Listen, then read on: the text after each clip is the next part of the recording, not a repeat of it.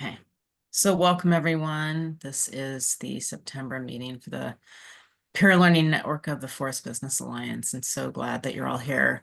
We have a speaker today, Ryan Temple from Sustainable Northwest Wood.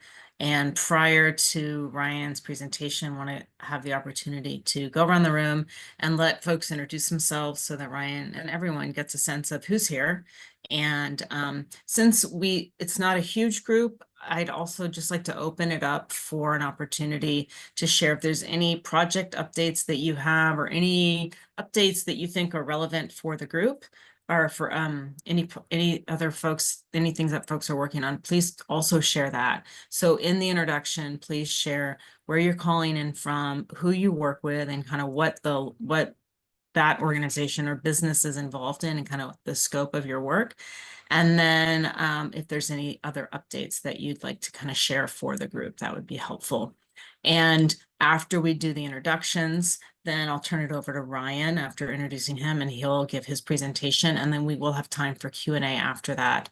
And Ryan, so just so you're timing the planning, there's a couple people who have to leave at that hour. So we'll make sure to leave at least 15 minutes prior to that time so that if they specifically have questions, and then if the Q&A goes on longer, we can always stay on after that for the folks who can stay longer. Great. Okay, so with that, let's go ahead and start with the introductions. And Jenny, since you're unmuted, would you like to start? Sure. Good morning, everyone. Good noon. I'm Jenny Bernstead. I'm the Fiscal Director of Cloud Forest Institute, which is a Mendocino County-based 501c3 nonprofit. We do environmental education work. We do fiscal sponsorship, but our main project is the Forest Reciprocity Group, and we're one of the three pilot projects that have been funded by NCRP and the Governor's Office of Planning and Research to determine how to move woody feedstock out of the forest. So we're one of the three woody feedstock aggregation pilot projects. We're currently writing a business plan to try and market the best round poles ever made. We're developing a process to make them check-free and beautiful to be used as round poles, not cut as lumber. And that's pretty much it in a nutshell. Great. Thanks so much, Jenny. Yep. And I'm just going to go across the rows then. So Jeremy, would you like to go next? Sure. Jeremy Fisher. I founded Forestry Collective. We're a small operation in Sonoma County, making value-added wood products from small diameter timber. And my wife, Timra Costa, is working on sort of like the forest to the mill side of things and started Regenerative Forest Solutions nonprofit. She couldn't be here, but we're also one of the pilot projects that NCRP and OPR have funded for Sonoma County. And let's see, updates. We're starting to write our final report for that, which has been good. And I've just developed a number of new furniture and starting to work on a mass timber building system using wooden nails from Lignalock. So that's been fun. And I'll be presenting on that in the near future. Super. Thanks, Jeremy. Peter, do you want to go next? Sure. Hi, everyone. I'm Peter Rudiger. I'm calling in from the Forest Reciprocity Group and recently with the Biochar Coalition as well.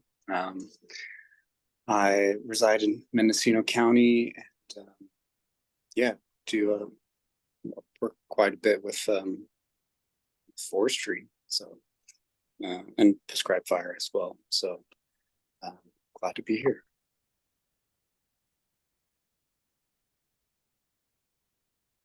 Great. Thanks, Peter. Nice to have you here. Okay, Eric, do you want to go next? Hi, I'm with the Forest Reciprocity Group too. We've been building a business plan for marketing small diameter timber. Yeah. Glad to be here. Great. Thanks, Eric. Mika. Hi, y'all. I'm here in Humboldt County with the Redwood Alternative Agriculture Fund, a small local nonprofit. And we are working on the woody feedstock aggregation pilot project for the Humboldt region, specifically Dinsmore. And we are not on the final draft yet, but we are working on our drafts after spending most of the first part of the grant period really understanding the ecosystem and the community capacity to participate in such endeavors. I was hoping my newest staff member, he was here for a second, Ryan Kochendorfer, maybe he'll jump back on, but if he logs back in, he was in his car. He's with the Humboldt Whoop app. Great. Is that anything else, Mika? Are you No, finished? I'm finished, yeah. Okay, great, great. Thanks so much. And everybody's shifting, so I'm just gonna go with it's not the second Vance Russell, it's actually Sutton. So you want to say hi and introduce yourself. I don't know why it's showing me as Vance Russell. This is identity theft here. I will update. Sorry about that. I don't know why it has that. Curious. Great to meet everyone. Oh, I think it's because I was using your link, Vance. Sorry, everyone. Sutton Goldner. I'm with Arbor Energy. We're a bioenergy project developer looking to deploy. But right now we're pretty early doing technology due diligence and proving out our commercial technology stack in San Bernardino. Not because of any biomass there, but because that's where our test facility is. But we've been working on some projects up in Placer County and around the whole Central Valley. Great, thanks, Sutton. Chuck, you want to say hello and introduce yourself? Sure, I'm Chuck Detherow. I'm an RPF. I've worked for the timber industry, SPI, Fruit Growers Roseburg for about 25, 30 years. And for that, forestry consultants for 10 years for small landowners. Again, I'm out of Anderson, Shasta County, Southern Cascades. The RCD does all sorts of work for small landowners, and my end of it is forest plans, timber management, and always looking to see where we can send small logs and chips there. The markets are sort of a little bit curtailed or have shrunk. So trying to stay abreast of opportunities. Great, thanks, Chuck. Welcome. Jeff.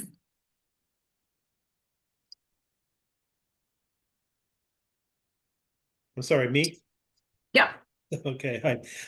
I'm Jeff Grief. I'm founder of Plumas Wood Fiber in Quincy, which is in Plumas County, Northern Sierras. Plumas Wood Fiber is a project to process forest biomass into a substitute for peat moss for the horticultural industry. And right now I'm working on a feasibility study through a CAL FIRE grant to figure out the economics of the project. Great, thanks, Jeff. And Nina. Hi, good morning. My name is Nina Natina.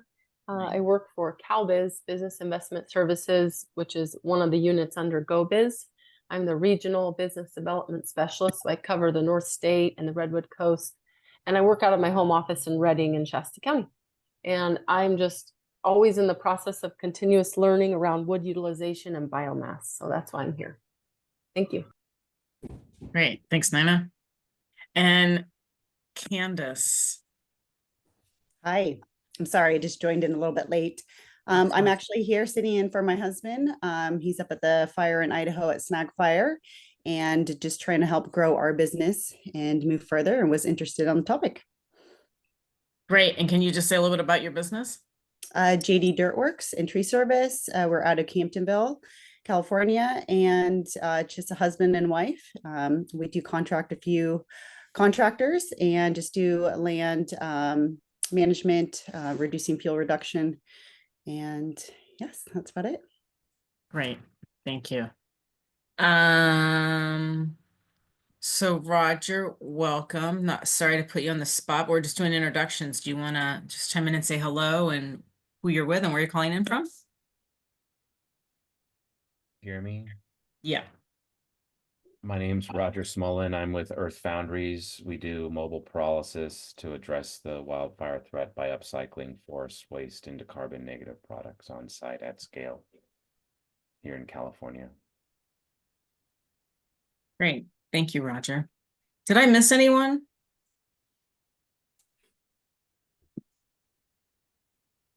Okay. And then with that, just since everyone has joined, did anyone else, after hearing all the introductions, have any other updates or anything else you'd like to share that might be noteworthy for the group before we get started?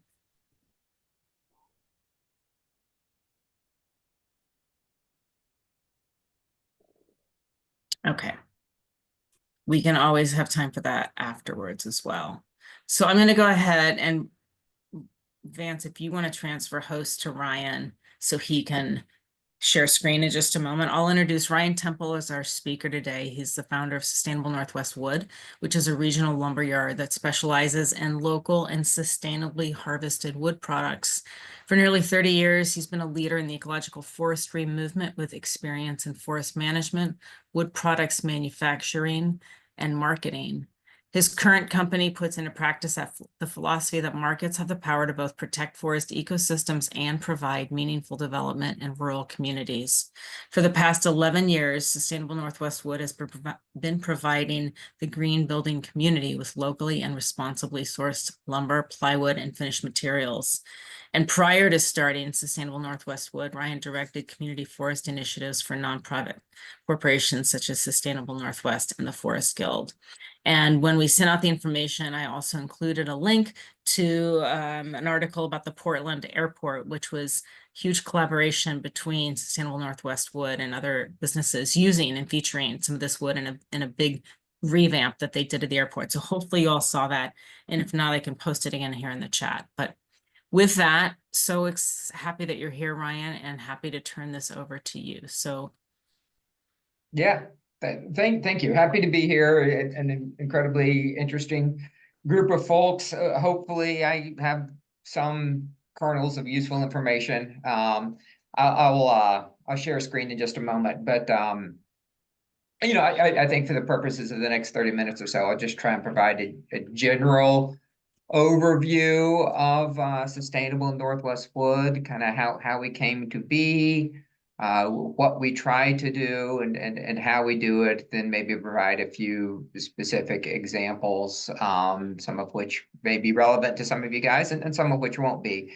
But I definitely want to leave a fair amount of time for questions and conversation. So hopefully the things I'll have to say will inspire to a certain extent, but maybe even more relevantly prompt you to want to dig deeper in some things. And I would encourage folks, yeah, we can hopefully have a little bit of a robust conversation here, but also if there's something that you'd ever want to reach out to me independently or offline, I think you could probably track me down and you should feel free to do that as well. So with that said, I will share the screen here. And I'm assuming everybody sees what we got going on. Let me just get oriented here. Okay, good. Yeah, I think the introduction was pretty thorough. I probably have not updated my bio. I think you said 11 years, which I'm sure is what I told you. We've actually been around 16 years here at Sustainable Northwest Wood. Sometimes I like to feel like my career path has sort of followed the trajectory of a tree. I began working in the woods, doing trail building, inventory, marking sales, that sort of thing. Then we realized, well, if we're cutting wood, we should have somebody who needs to do things, people who can do things with them. So I started providing business assistance to mills. And that evolved into the mill saying, well, gosh, we've got the trees, we've got the capacity to do things. It's too bad we don't have anybody buying this product. And so my career eventually sort of morphed into what I do now, which is essentially provide market access for folks. It was prompted through my work at the nonprofit organization. Well, let me back up. I think I'll come to that slide in a second. Different, I think, than a typical wood yard. I mean, we are a distribution yard. We bring in, you know, we stock probably about 500,000 board feet of lumber at any given time from 40 different producers across the region. And our role is to provide a easy, reliable, professional point of contact for consumers to come and purchase that. So I guess that there's value that I bring to the equation. It's both understanding the market, which is, I think, of course, really important, but also understanding the producers, and that we try to work within the realities of the small businesses that we are set up to support. But we really do believe that that the building community, the green building community in particular, has a lot of power at their disposal, and that's power to make a difference in the forest. And we try to encourage them to understand that leverage that they have and to use that leverage wisely. So it came about while I was working at the nonprofit organization developing their Healthy Forest, Healthy Communities partnership. And at the end of the day, they said, you know, the number one thing you can do to support our businesses is to buy our wood. All the grants, the peer learning, the branding, all of these things are incredibly valuable. But at the end of the day, unless there's somebody who is purchasing this, those other things really don't fulfill the promise as they could. So that's how we started. We're a little bit unique in that we are a Chapter C corporation, shareholder base, but the sole shareholder is the nonprofit corporation, Sustainable Northwest. So for those who are exploring different corporate structures for your work, that's something that I probably you can ask questions about or follow up on, but it's a unique business model. It's had several advantages for us, a few disadvantages. I think we've learned some things along the path also. But it does, it gives us integrity in the marketplace.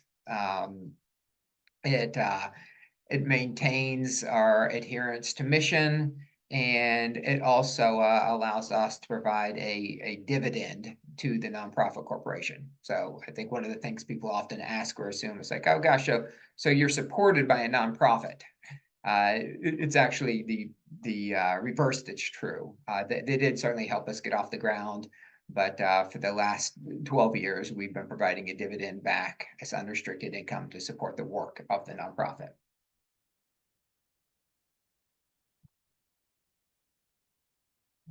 Just take a quick look here.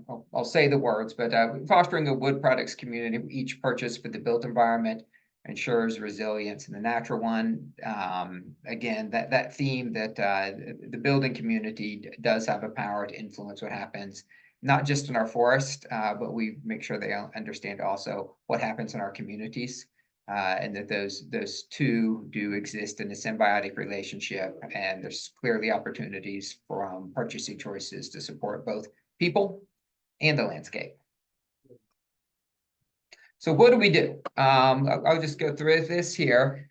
First of all, just a little map to kind of orient two things for you: geographical spread and species spread. What's not shown here is product spread, which we'll talk about in a little bit.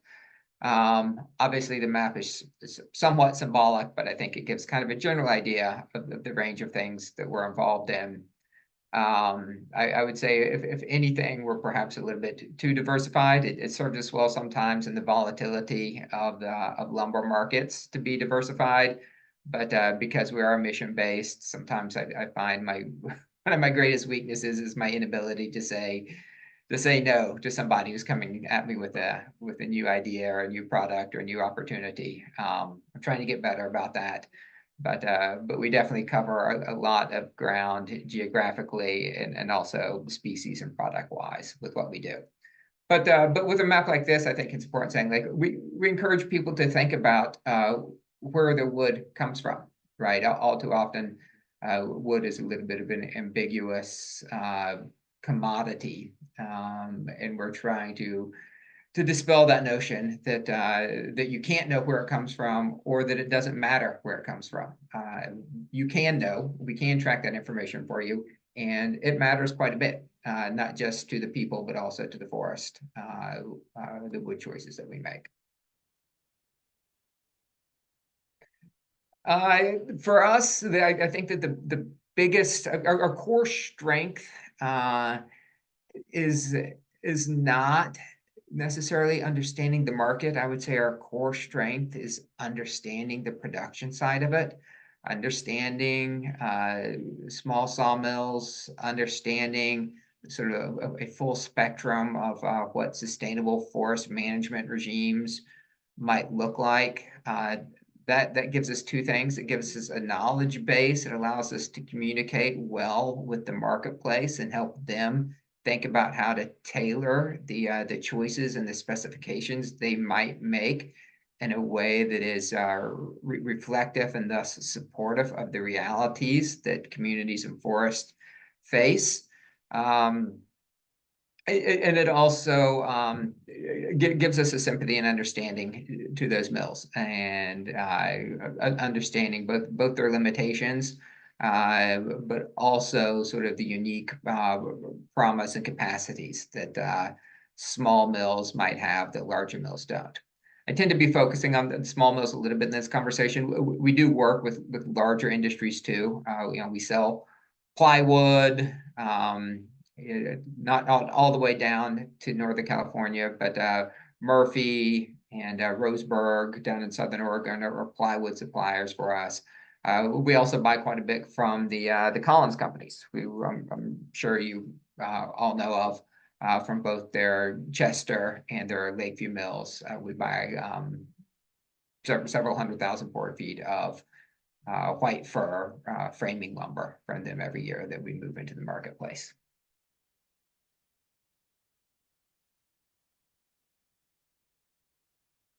What sets us apart, and it's interesting, a lot of people say like that this must make it really difficult to run a business, but what sets us apart is that everything that that we're buying does come from the Pacific Northwest, and everything comes from a well-managed forest. And when I say, some people say that's a challenge, I think there's this assumption that doing something, and I'm being a little bit pejorative here, but doing something right, costs more, it's more difficult, it creates sideboards on you that confines your business. There's maybe a little bit of truth to that, but truthfully, the value set under which we operate, it is not a constraint for us. It's a key that unlocks opportunity for us. If it weren't for the ways that we differentiate ourselves in the marketplace, I would just be another lumberyard. And frankly, that there's enough lumberyards out there, and enough right now struggling lumberyards out there, that there's absolutely no way that I could be competitive in the marketplace if we did not have these points of differentiation and these commitments to local communities, family-owned businesses, and commitments to responsible sourcing. So the responsible sourcing is an interesting one, and I think something worth spending a little bit of time on. When we say that we're buying wood from sustainably managed forest, that can mean a lot of different things, and it can come in a lot of different forms. I tend to not disparage anybody. I think everybody tries to do the best they can with the realities and the context that they have before them. But I also recognize that there's a spectrum, and that different people are at different places in the spectrum. We try and encourage folks to do what works in their context for continuous improvement. It could be the form of, wildfire risk reduction, salvage lumber, sustainable management, reclaimed, recycled. It takes a lot of different formats. What I think we try to do is just be really transparent in our communication of that to the marketplace, rather than to be judgmental about different things, but to own the information of where did this wood come from, and convey that to the customer in a way that we can hopefully reach them with a product that that reflects their own value sets.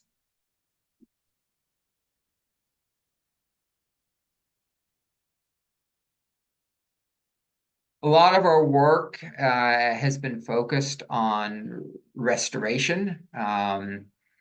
The pictures in this slide are heavily focused on juniper, a very prevalent issue in Eastern Oregon. I think also in some corners of Northern California.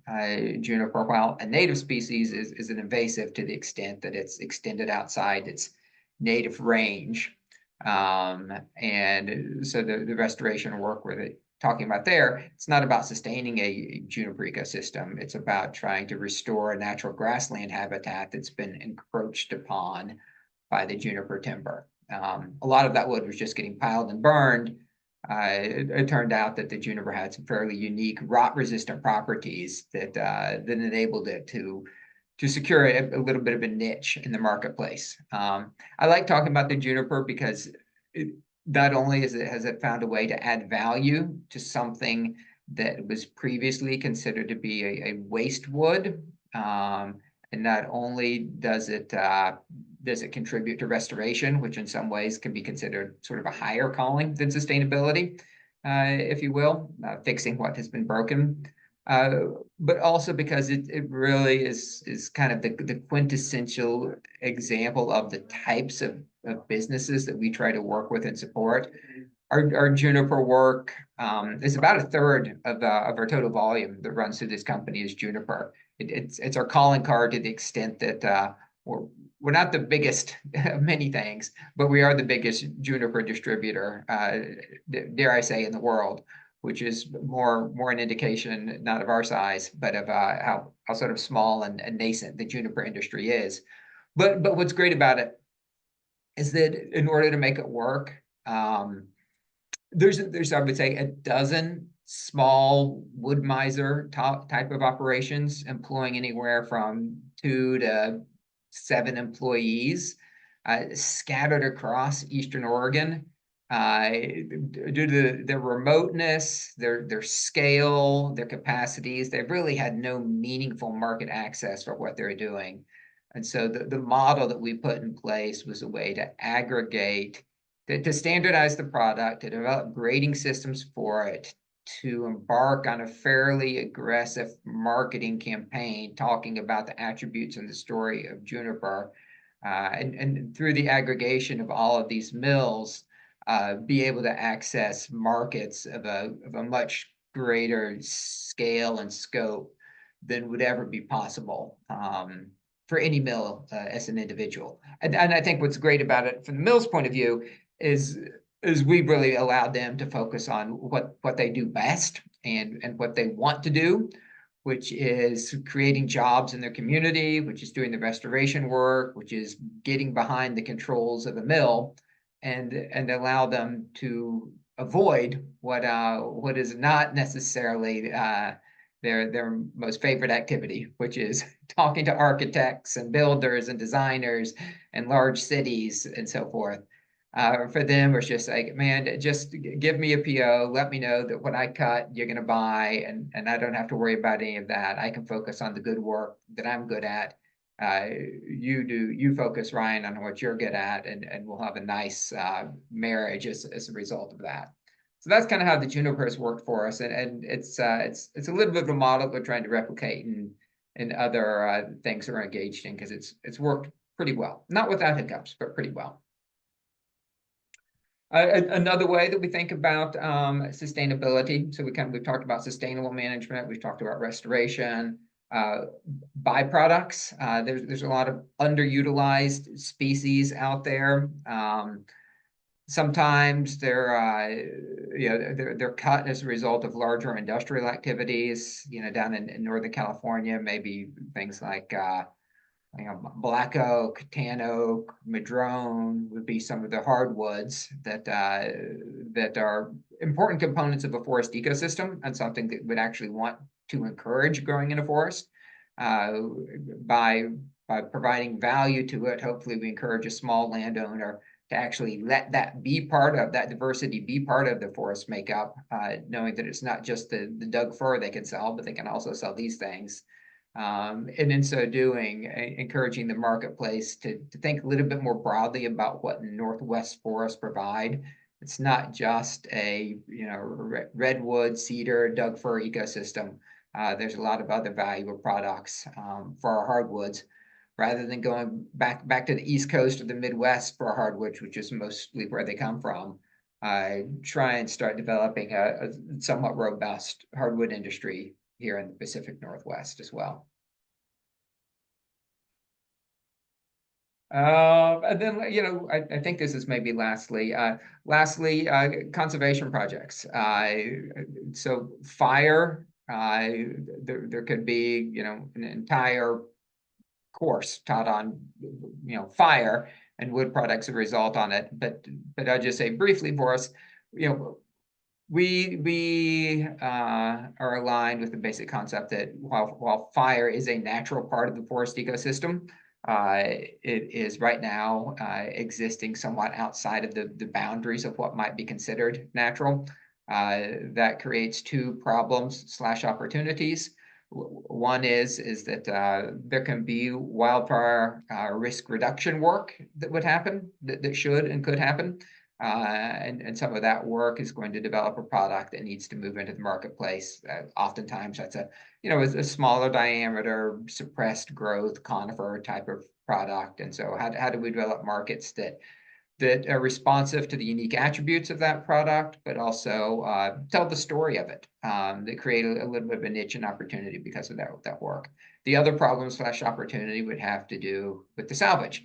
As you all keenly know, we don't always get ahead of the problem, and wildfire risk reduction work is operating at a much smaller scale than the scope of the problem. As a result, there are a lot of wildfires. And so we work trying to find markets for some of the salvage timber that comes out of burned activities. And in the market, help people understand that a burned forest it's still a forest. It's the trees just happen to have been burned on it. And so at least the way we see it, the management of that ecosystem still needs to be done with some care and sensitivity. But nevertheless, it creates a glut of product to be moved into the marketplace as part of the fire salvage side of things as well. So that's kind of the scope of what we do, why we do it, how we do it. But I think maybe in terms of, I'll shift a little bit into lessons here with the last 5 minutes or so that I'm going to talk, and then we can open it up for questions. So, but what makes it work, I've already talked about understanding the producers. That's understanding them as individuals. It's understanding their companies. It's understanding the products that they make. Trying to turn marketing a little bit on its head. Traditional marketing says, find out what the consumer wants and then go out and get it for them. We look at what the landscape and the communities can provide, and then try and push that into the marketplace rather than make them respond to what a market may want. To the extent that a market's interested in supporting sustainable forest efforts, supporting rural communities, helping them understand, well, what does that really mean? What do those people do? Product innovation, here in the middle of this, bottom middle of this slide, you'll see a kind of a good example of that. That's a butcher block made from juniper. Juniper is kind of a lot of low grade, small pieces of lumber. There's from a finish point of view, there's relative few things that it works well for. But cutting it up into pieces and re-gluing it into a butcher block is a great way to take what would be considered a low value product and turning it into a high value output. So we do a lot of product innovation. We definitely do sell commodity goods, you know, framing lumber, plywood, like I mentioned, but we also do, you know, countertops, siding, flooring, trim, a whole range of different things to try and create products that are well suited to the characteristics of the wood, but also responsive to desires that are in the marketplace. Differentiation for us is incredibly important. It's about the species. That's part of it. You know, I can talk about madrones and things, juniper, things that just aren't out there. The differentiation is also about the story and our ability to trace that wood back to its point of origin. In many cases, talk very specifically about the people and places that created it. That was in the airport project that was mentioned. What really kind of set us apart and created that opportunity for us is the Port of Portland wanted to be able to track all of their wood back to the forest. A bunch of advisors in the room, and everybody said, sorry, that's not the way the industry works. It all goes into one big hopper, if you will, and nobody really knows where it comes from at the end of the day. We were one of the few voices that said, I think we can make that work for you. And rather than sort of shy away from where our wood comes from, let's embrace it and let's celebrate the people and places that supply that wood. So that's a big part of our differentiation. But we've also found that, you know, while all of those are great and can kind of put us over the top in terms of creating market opportunity, we still have to function seamlessly in terms of product quality, reliability, service to the customer. All of those things have to be in place. You know, without them, the story really doesn't carry the day. But the one thing that I intentionally did not mention there was price. Yes, price is important, but very rarely do I find that the price in and of itself is a sticking point that restricts us from making a deal or closing a sale.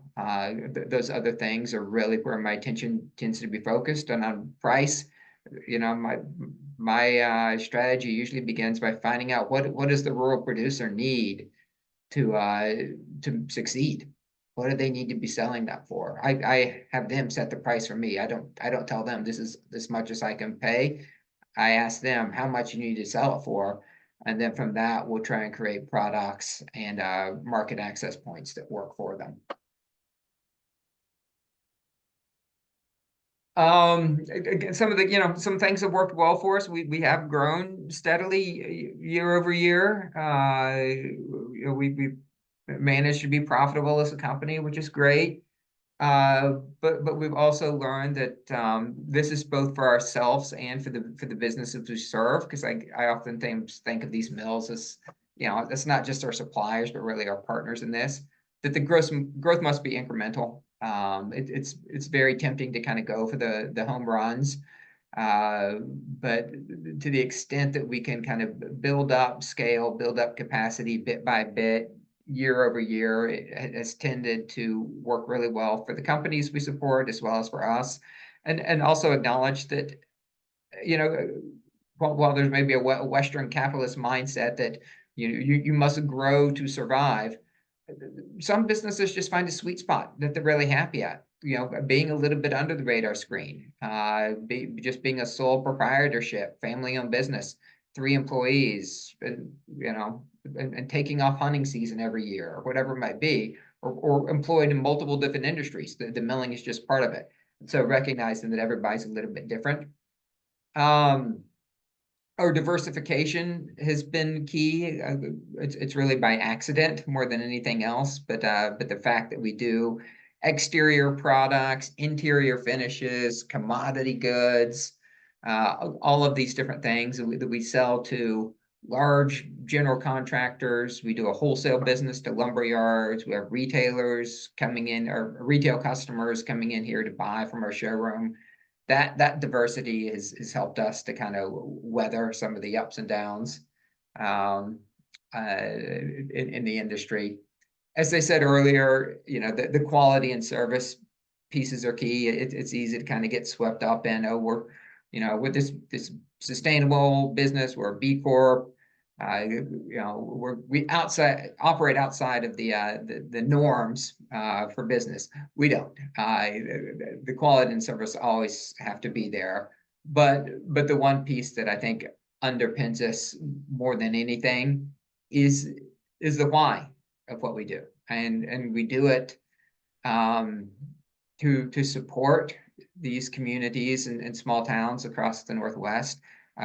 We do it to demonstrate that there is a better way to practice forestry, and to empower customers to be drivers of improvements in the forest and of growth and sustainability in those communities. If I grow my business, if we're successful as a business, that ultimately the reasons and the rationale for the success is to enable us to achieve those greater whys. So that's kind of a quick rundown. There's a lot more to it. There's a lot of details to what we do. There's clearly a lot of mistakes that we've made, things that we've learned, and I also, I guess, would fully acknowledge that every business faces a unique set of circumstances, and I would never pretend to understand the nuances and specific realities that each of you all face in your daily endeavors, which in and of themselves sound both really interesting, really diverse, and very, very meritorious. That said, there's also some commonality, and so maybe there's some things that we've done or learned over the years that are of interest or of value as we all kind of embark on this Western forestry journey together. So yeah, I'll stop with that, and I don't know kind of the best way. I can turn the screen back over to somebody else if they kind of want to moderate questions. Sure, that's fine. If you want to stop sharing, and then I can Okay. reclaim post, and then we can go from there. All right. Thank you so much, Ryan. That was really great. And for those, let's just start. For those who know they have to leave at 1 Pacific, any questions to start, and then we'll kind of just go from there. I think it was Jeremy and somebody else, but Jeremy, I'm not to put him in the spot, but I want to be able to open it up. Go ahead. Yeah, I've got a question. I'm really interested in the local hardwoods here, and specifically tan oak and madrone, like, have a really bad reputation, especially for drying. And I've just had a hard time finding people that are knowledgeable in this area around, drying schedules, how to mill it best, and that kind of stuff. And so I'm curious if you guys do any of that stuff yourselves, or is that really something you're garnering from people that have been doing it at the mills themselves? And if you could point me towards any resources in that regard. Yeah. So I'm a little bit knowledgeable. We don't do our own drying. For that matter, we any manufacturing that happens, we must outsource everything. I do buy green lumber, but then I would send that out to a kiln to get it dried. Pretty much that's just with the softwoods, though. On the hardwoods, I always buy it dry, and it's for exactly the reason that you mentioned, is that Western hardwoods and drying them are a little bit of an art. You can't just turn it over to any old kiln to do that. There was some work done maybe 20 years ago.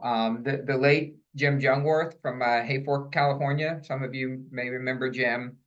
His wife Lynn, who with the Watershed Research and Training Center up there. He and some others worked with the Forest Products Lab out of Madison, Wisconsin, to specifically develop drying schedules for Western hardwoods. He was doing some of his own drying there for a little bit, or was working with others in Southern Oregon and Northern California. I think now that the best resource that I find for that is a company called J&B Wood Products. Bill Brownsberger and John Rideout in Sutherland, Oregon. That they would be a good resource to gain specific knowledge on those Western hardwood drawings. They do a lot of madrone, a lot of tan oak. And they're pretty open with their information. That said, probably one could go find the original research that was done by the Forest Products Lab in Madison with a little bit of digging also, because that information should exist in the public domain. Thank you. One of the researchers actually set up a mill in Hillcrest, which is on the way from Reading to Bernie, and milled hardwood lumber for a while. I don't think it's running anymore. Her son's there. She may have passed on, but I remember when I was working in that area, we would try to send them logs. Great. I think her name is Jean Danielson, I think. That sounds familiar. I'm not sure if they're still working or not. We haven't done anything with them, but yeah, I guarantee you there's a wealth of knowledge kind of out there scattered around the communities of folks who have done it. Another one would be oh gosh, it was down on the Lost Coast. Boy, the name's escaping me. But he was doing tan oak drawing down in that Lost Coast area for a while. If I rack my brain for a little bit, I could come with them. I think they've since gone out of business, shut down, retired. But that would be another person who had some knowledge, a little bit closer to your communities.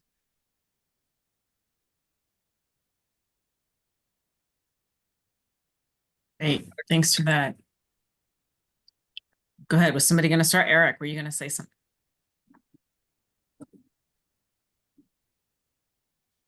Did you have a question, Eric? Yeah, I did have a question. Go ahead. Could you elaborate more on your business structure and why you chose to have a corporate entity?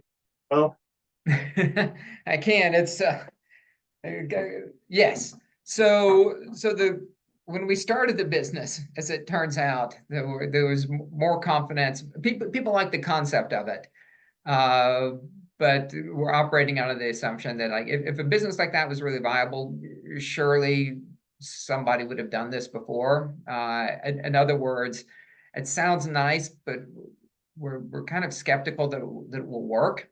And so that the corporate structure that's actually developed, the overriding motivation for it was to create a firewall between the nonprofit organization and the for-profit sustainable Northwest Wood. That should we go bankrupt, should we be sued, should something unfortunate happen, that it would not be to the detriment of the nonprofit organization. So that corporate structure, that shareholder-based corporate structure, created that firewall for them. A couple other nuances to the structure or that are achieved through our bylaws. So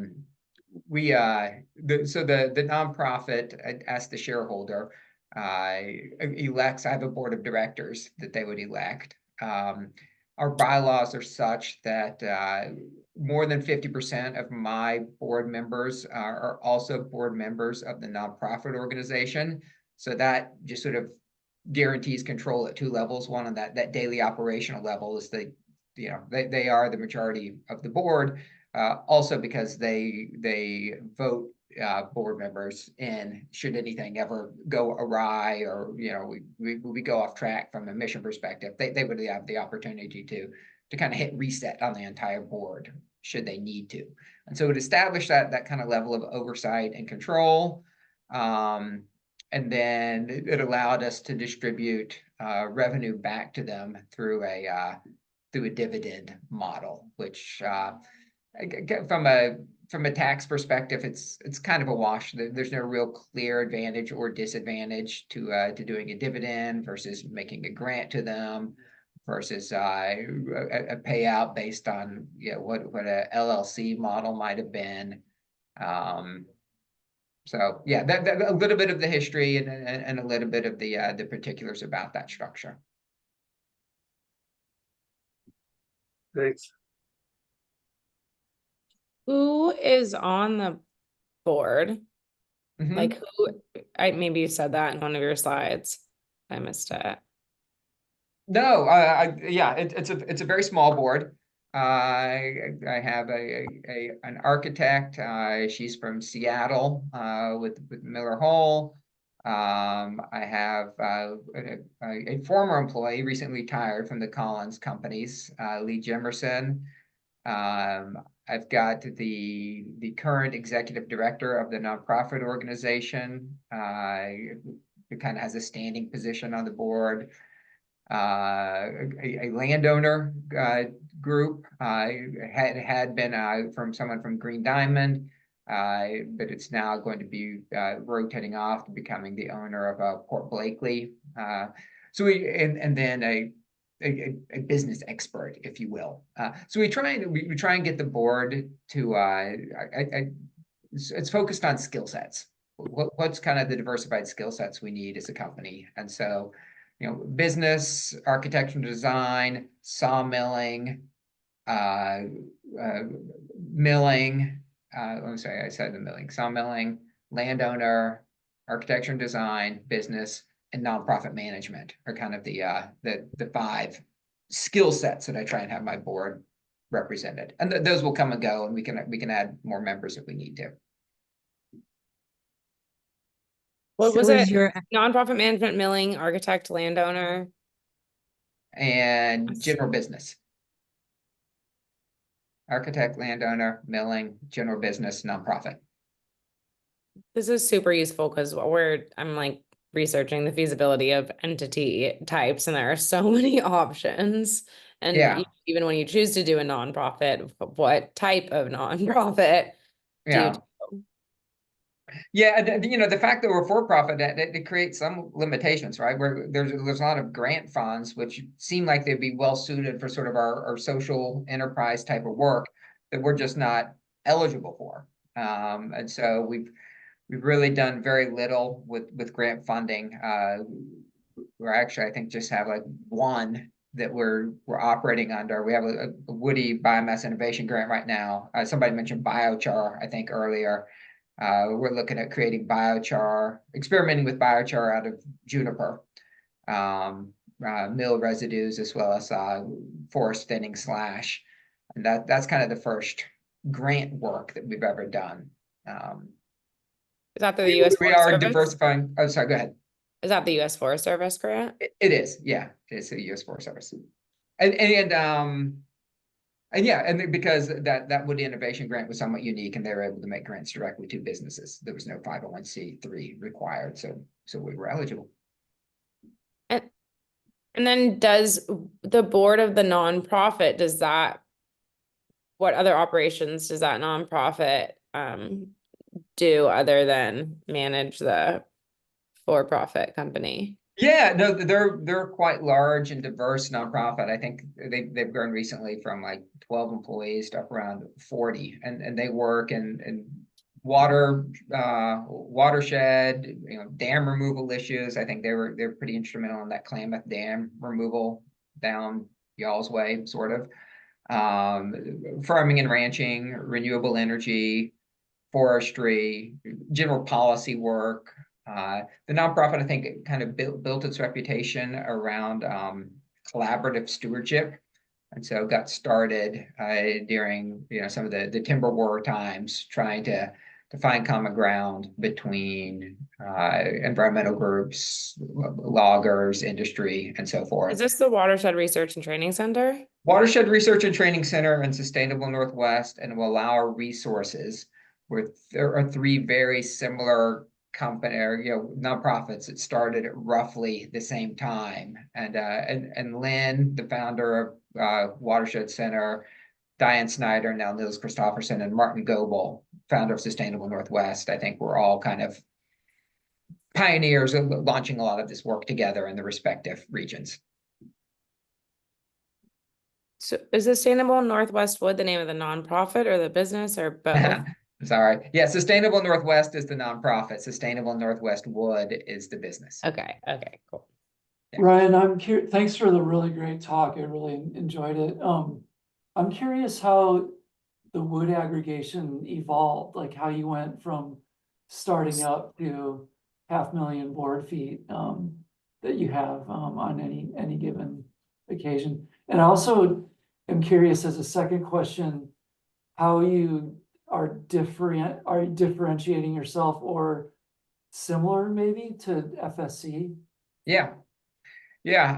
Two great questions. So, a statement about business models here and business plans. They're incredibly important, and be prepared to adapt them quickly and dramatically once things get going. In other words, we thought we kind of knew exactly what we were going to do when we started the business, but once we hit the ground, we realized that the realities are quite different. In particular, the original business model was going to be focused on just a few products and a wholesale only business that, we were going to get this out to the lumber yards and they were going to take care of everything after that. It turns out that the lumber yards really didn't have the level of commitment to our supply base and to developing the markets. They were more than happy to respond to a green market, but didn't really want to go out and actively build it. What's made our product work, I think, is that for us, this notion of local and sustainable is not an option. That's like, oh, we've got the regular stuff, and then we've got this. In which case we'd have to have two of everything. We'd have to explain, why is one good and one's bad. For us, it is what it is. And so I have customers who come in here not asking for local, sustainable, whatever, but it's what they're going to get. We've been able to be efficient because that is what we've solely focused on, not having to have two of everything, the good one and the bad one, if you will. The diversity has been driven by two things. One is where we've seen specific market opportunity. As we just spent more and more time, especially with the architecture and design community, we realized that there were gaps in the marketplace that could be filled. Our long-term competitive advantage will never be in commodity goods. It will always be, we sell them, but it's always going to be in the value-added product. That there's better margin for us there. Other people aren't going to fill in that space and compete with us nearly as quickly as they will in those goods. And so over time, that's become a larger and larger part of our portfolio. FSC certification. We are a chain of custody certified company, meaning we're enabled to sell FSC certified product. About 40% of what I sell is FSC certified. It's a general rule of thumb, if it's something that I can readily get is FSC certified, then that's what I do. This is especially true with like my plywood and my dimensional lumber. And so I have no market differentiation just selling plywood and lumber. And so it has to be FSC certified for me. It's always going to be local because nobody's going to go to Louisiana to get their southern yellow pine and try and sell it here. So it's always local. Any dimensional lumber you buy is probably going to be local. So that's FSC certified. The Western Red Cedar, kind of being an imperiled ecosystem, we focus on the FSC certification on that. Some things, like the fire salvage, small family forest management, we work with tribes, some of whom are certified, some of whom aren't. The juniper restoration, there's a lot of things that slip between the cracks of FSC certification, but nevertheless fit our definition of what we would consider to be responsible forestry. At the end of the day, to me, FSC certification is not a means to itself, or not an ends to itself. It's a means. It's the tool. It's a great tool among certification systems, but it is not the sole definition of what it means to be a sustainable forest. Full disclosure, I am on the board of directors of FSC US. My role there is kind of twofold. It is about promoting FSC and ensuring the survival of that certification system, because I do believe in it as a certification system. But it is also, as a board member, I take it upon myself. I'm a member of what they call the social chamber.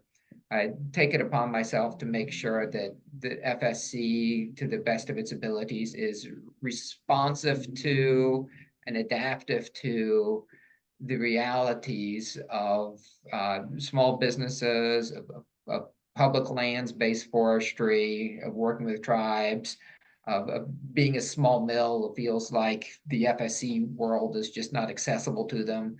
Trying to help FSC overcome those challenges and be as equitable and accessible a system as it can be. Thank you, Ryan. Jenny, did you have a question? Yes, thank you. Sorry to interrupt earlier. I was wondering, is your actual business structure then a B Corp? So from a technical legal point of view, we're a C corporation, a shareholder. So the B Corp, and I don't know the familiarity you have with B Corps. It's, you know, the state of Oregon does have a B Corp certification, but it's an additional layer on top of an LLC or a 403B or 501c3. All of these different corporations have. Any of those sole proprietorship could also be a B corporation. The B corporation, for those who aren't familiar with it, is another sort of certification system like FSC, if you will, but it's a certification system that tracks the social and environmental responsibility of a company. So in order to become B Corp certified, they look at things with us like, are you providing fair wages? Are you providing healthcare to employees? Where do you source your products? Do you how much giving do you put forth every year to charitable causes you do as a corporation?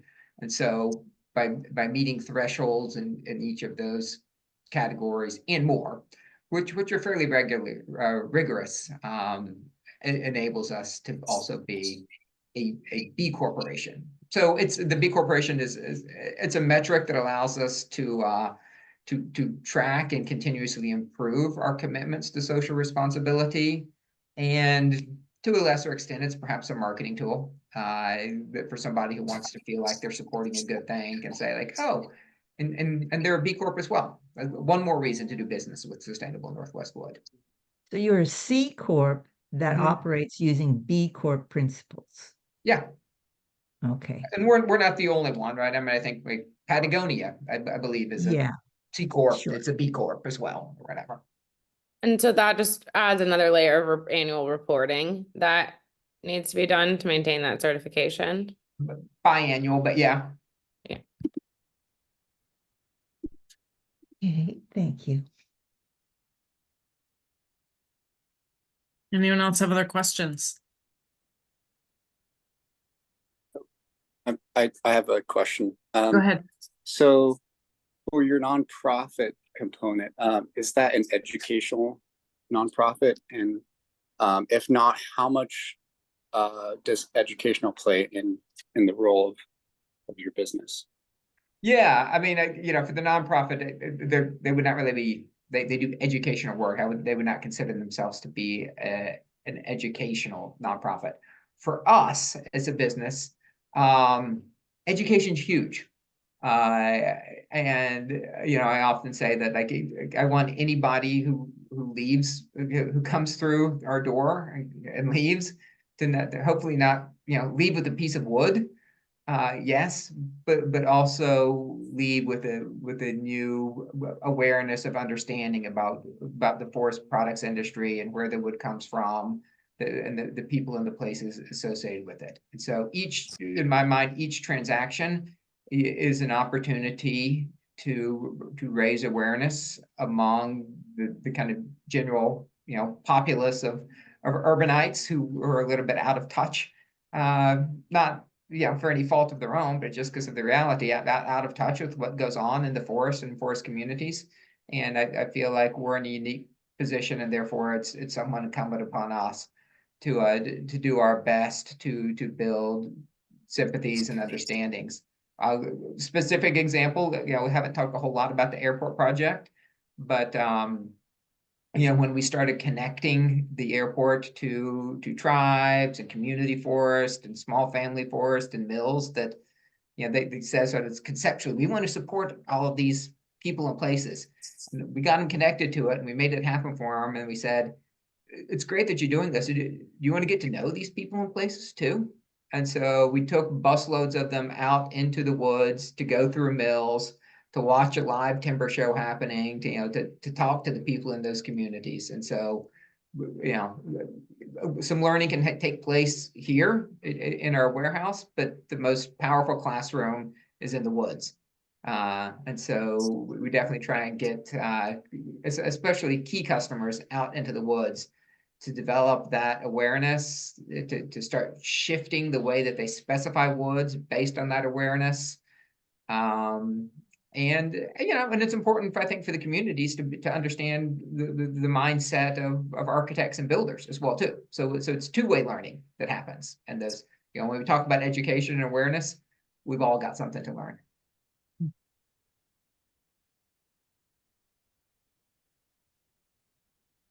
Anyone else? Ryan, I'm curious what your process of verification was like when you initially started, of the different businesses you were working with, and the sustainability elements that you wanted to make sure you were pursuing, and how that's evolved over time. Yeah, so I'm really fortunate in that the Sustainable Northwest Wood was very much built on the shoulders of the Healthy Forest, Healthy Communities Partnership, which people have mentioned, the Watershed Research and Training Center. They were one of the co-founders of that partnership. And so that partnership was a network of mills in other manufacturing businesses that were adhering to a set of principles. And so from the get-go, there was kind of this foundation of companies that I knew really well and had worked with and spent time with. And we've kind of continued that model, and that there's not a single mill that I buy from that I haven't been and visited with. And I wish I got out there more often, because frankly, that's the most fun part of the job. But have a personal relationship with all of them, and have seen their milling operations, and have also either come to know where the wood comes from, or in many cases connected them with wood. And so, would meet with the company and say, yeah, Oregon Hardwood Company would be a perfect example. It's like, we love what you're doing. We love working with you. And we know that you operate with this certain set of principles and sourcing. And we're not opposed to that at all. We're just not quite really sure how to go and how to find it and how to make it happen.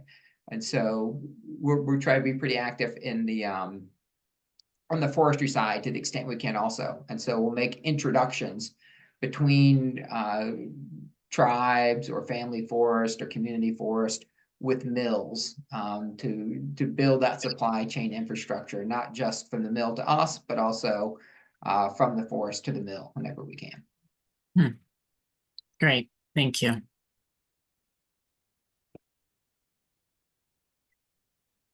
And you did talk about lessons learned. I'm curious if you had to answer the question, what was your biggest mistake?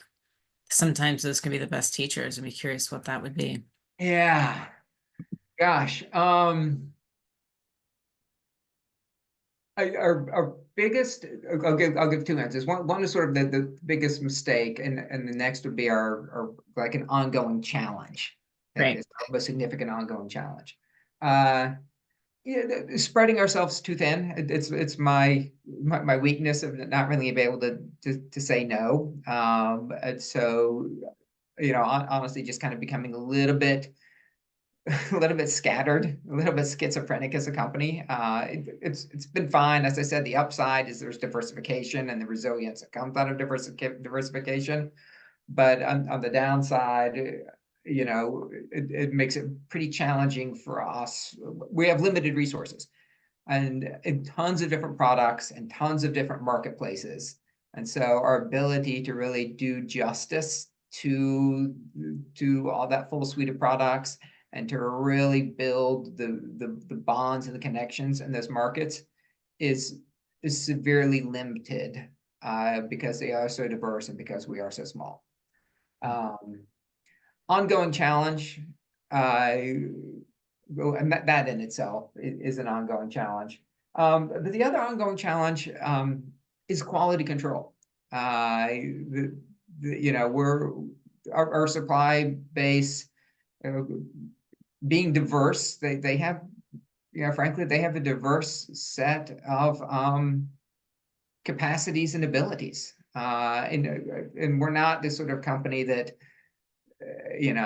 cut somebody off if they make a mistake, because that's not what we're about. We're about trying to build people up.